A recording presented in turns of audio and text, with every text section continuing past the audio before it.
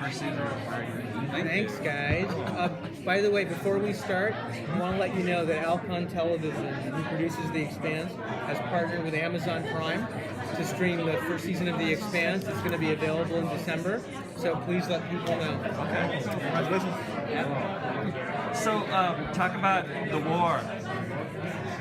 What can you tell us? I just watched the teaser for season 2. So the whole sort of not global conspiracy, but the universal conspiracy. How is that going to blow up in season 2?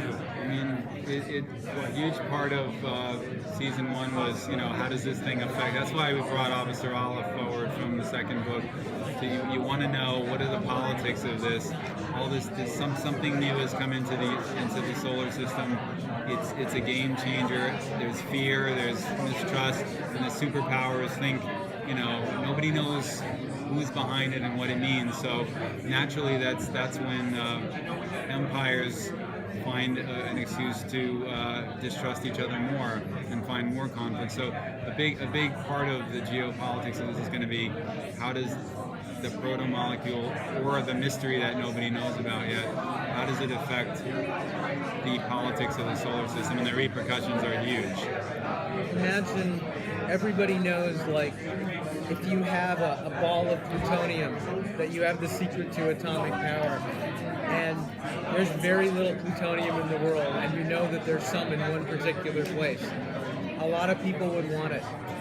And I think that's the kind of analogy that this is that this is a struggle for something that appears to be profoundly powerful, clearly game-changing, and that you have every strong player in the world feels the need that they need to have it for themselves. Do you find, do you look back on world history sometimes when you think about these conflicts and say, it tells the story for you because it's just we talked about World War I more than anything in the room. The Guns of August was like the first thing that we talked about when we all sat down. It was that slow march to war, that terrible, weird domino-like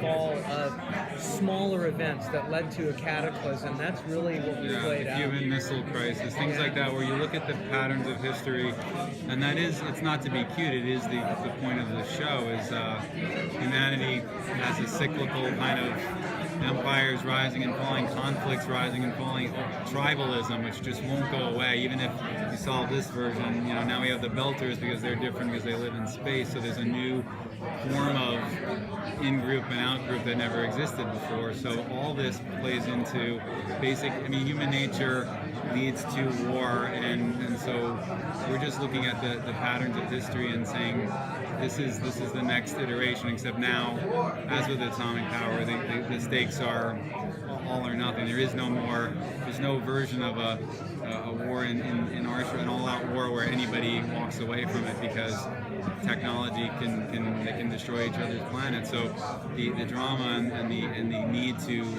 find solutions becomes that much more great, especially when you add into it a weapon nobody really knows who's in control of it, where it came from. Did you make it? Are you going to use it again? Put that in now, an unknown, new, powerful weapon.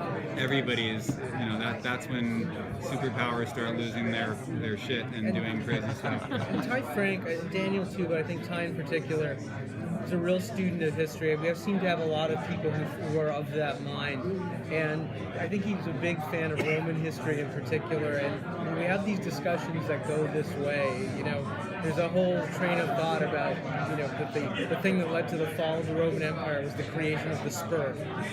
Is that the barbarians could ride their horses extremely well, which was a great weapon against mass legions.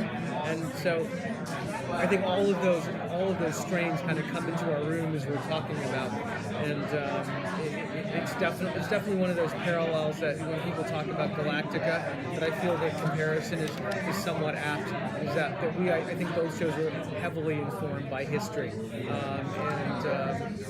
and I think the other thing that allows us to do is no power, no faction, nobody with an agenda thinks they're the bad guy. Nobody thinks they're wrong. Everybody is fighting for their tribe or their planet or their.